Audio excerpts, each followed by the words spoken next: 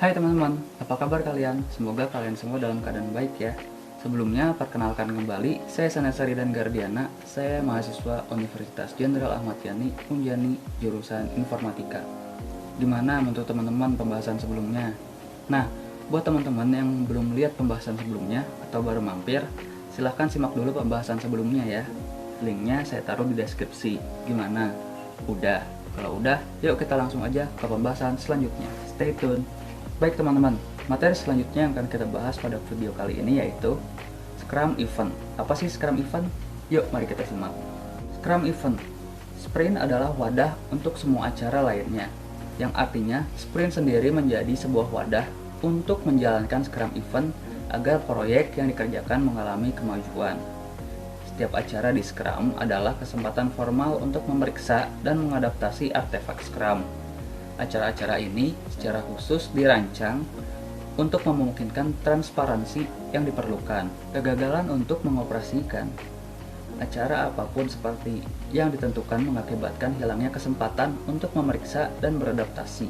Acara digunakan di Scrum untuk menciptakan keteraturan dan meminimalkan kebutuhan akan rapat yang tidak ditentukan dalam Scrum. Secara optimal, semua acara diadakan pada waktu dan tempat yang sama untuk mengurangi kompleksitas. Lalu selanjutnya ada sprint. Sprint adalah jantung dari Scrum, di mana ide-ide diubah menjadi nilai. Sprint merupakan acara Scrum berdurasi tetap sekitar 1 bulan atau kurang untuk menciptakan suatu konsistensi.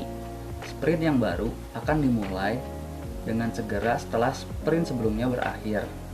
Sprint juga menjadi wadah untuk acara-acara yang lain, karena semua pekerjaan yang dibutuhkan untuk mencapai product goal seperti sprint planning, daily scrum, sprint review, dan sprint retrospektif terjadi di dalam sprint ini. Nah teman-teman, pada saat sprint berjalan, maka terdapat beberapa hal yang harus diperhatikan, yaitu yang pertama, tidak melakukan perubahan yang dapat membahayakan sprint goal yang sudah ditentukan.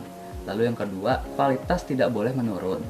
Lalu yang ketiga, produk backlog harus terus diperbaiki sesuai dengan kebutuhan. Lalu yang keempat, cangkupan atau skop pekerjaan dapat diklarifikasikan dan negosiasi kembali dengan product owner setiap kali ada hal-hal baru yang sudah dipelajari. Dengan sprint, kita dapat membuat prediksi mengenai pengembangan produk. Karena sprint memungkinkan untuk bisa memeriksa bagaimana proyek berjalan dan beradaptasi menuju produk goal yang ditetapkan. Biasanya, sprint memiliki durasi yang singkat karena dapat menghasilkan lebih banyak siklus pembelajaran serta meminimalisir resiko terhadap biaya dan upaya dalam time frame yang pendek. Berbeda dengan sprint panjang, yang justru dapat membuat sprint goal menjadi tidak jelas. Jika sprint goal sudah tidak valid, maka sprint dapat dibatalkan, dan hanya product owner lah yang memiliki wewenang untuk membatalkan sprint itu. Baik teman-teman, selanjutnya ada sprint planning. Sprint planning atau perencanaan sprint merupakan acara untuk membahas item mana yang akan dikerjakan selama sprint berjalan. Dalam Scrum Event ini, product owner akan bertugas untuk memastikan bahwa semua peserta siap untuk membahas item produk backlog mana yang paling penting serta memetakannya sesuai dengan product goal. Mereka mendiskusikan item produk backlog apa yang harus dikerjakan selama sprint tertentu. Daftar item baru ini disebut dengan istilah sprint backlog. Rencana atau planning yang ditetapkan merupakan hasil diskusi atau kerjasama dari seluruh anggota Scrum Team tentunya. Meskipun demikian, Scrum Team diperbolehkan untuk mengundang pihak lain untuk memperoleh masukan yang berguna untuk pengembangan produk. Nah teman-teman, diadakannya sprint planning ini dengan tujuan untuk memastikan bahwa seluruh tim mengetahui tugas apa yang harus dikerjakan selama sprint berjalan. Begitu teman-teman. Selanjutnya di sini ada mengapa sprint ini berharga. Nah, product owner akan menanyakan bagaimana produk bisa meningkatkan value dan kegunaannya selama sprint berjalan. Kemudian, seluruh anggota Scrum akan berkolaborasi mendefinisikan sprint goal dan menginformasikan mengapa sprint tersebut bernilai bagi para stakeholders. Dan perlu diingat teman-teman, sprint goal ini harus disetujui sebelum sprint planning berakhir. Nah, lalu apa yang bisa dilakukan di dalam sprint teman-teman? Developer akan berdiskusi dengan product owner dan memilih item produk backlog untuk dimasukkan ke dalam sprint. Bagaimana pekerjaan yang dipilih akan diselesaikan. Tugas atau pekerjaan ini akan ditangani oleh tim developer. Mereka akan membuat rencana mengenai pekerjaan-pekerjaan yang perlu dilakukan untuk bisa membuat increment yang memenuhi definisi selesai. Biasanya mereka akan melakukannya dengan cara menguraikan item produk backlog menjadi satu item pekerjaan yang lebih sempit lagi. Baik teman-teman, selanjutnya ada Daily Scrum. Daily Scrum adalah acara yang dilakukan setiap hari untuk beberapa tujuan, seperti halnya, pertama, memeriksa progres yang telah terjadi untuk mencapai sprint goal. Yang kedua, menyesuaikan sprint backlog. Lalu yang ketiga, menyesuaikan rencana kerja yang akan dating. Nah teman-teman, Daily Scrum diadakan dengan durasi sekitar 15 menit dan ditujukan untuk tim developer. Namun jika product owner dan Scrum Master juga secara aktif mengerjakan item yang ada di sprint backlog, maka mereka dapat berpartisipasi sebagai developer juga teman-teman. Nah teman-teman, salah satu bagian Scrum event ini dilakukan agar tim tidak bingung dengan tugas yang harus mereka selesaikan. Tim mengadakan Daily Scrum untuk membahas apa yang terjadi dan mempersiapkan diri untuk pekerjaan yang akan dilakukan setiap harinya. Mereka dapat memilih struktur dan teknis apapun yang mereka inginkan, asalkan Daily Scrum yang mereka buat fokus kepada sprint goal. Rencana yang dibuat juga harus realistis dan dapat ditindaklanjuti untuk hari kerja berikutnya. Selanjutnya ada Sprint Review. Sprint Review menjadi salah satu sprint event yang perlu dilakukan.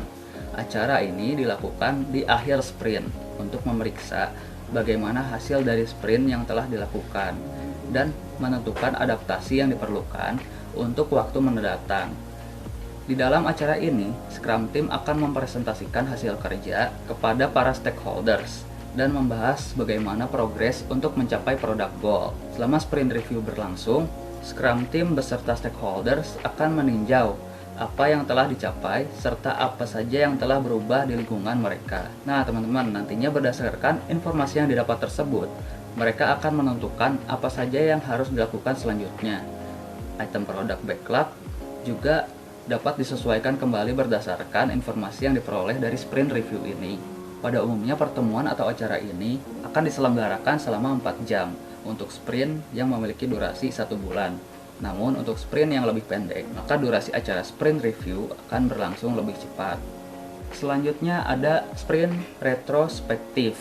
Sprint retrospektif menjadi sebuah pertemuan yang dilakukan oleh Scrum Team untuk memeriksakan dirinya sendiri dan membuat perencanaan mengenai peningkatan kualitas dan efektivitas yang akan dilakukan pada sprint berikutnya.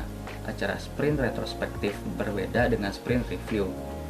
Jika sprint review merupakan pertemuan untuk mengulas teamwork secara eksternal, maka sprint retrospektif ini merupakan kesempatan bagi tim developer untuk mendiskusikan kinerja mereka dalam siklus sprint secara internal. Pada pertemuan ini, Scrum Team akan membahas apa saja yang sudah berjalan dengan baik selama sprint berjalan, masalah apa saja yang dihadapi, dan bagaimana masalah tersebut diselesaikan atau bahkan tidak terselesaikan, teman-teman. Nah, teman-teman, pada acara ini juga, mereka juga akan memeriksa bagaimana sprint terakhir dijalankan. Dilihat dari individu, interaksi, proses, tool, serta definisi selesai. Mereka kemudian akan mengidentifikasi perubahan apa saja yang perlu dilakukan untuk meningkatkan efektivitas pada sprint berikutnya. Sprint retrospektif ini biasanya dilakukan atau diadakan setelah sprint review selesai dan sebelum sprint planning berikutnya dimulai. Acara ini diselenggarakan paling lama 3 jam untuk sprint yang durasinya 1 bulan. Namun untuk sprint yang lebih singkat, pada umumnya durasi acara dapat lebih singkat lagi, teman-teman.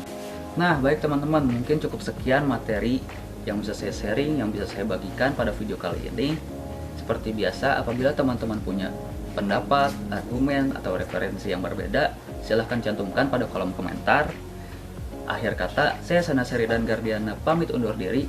At last but not least, be happy and peace.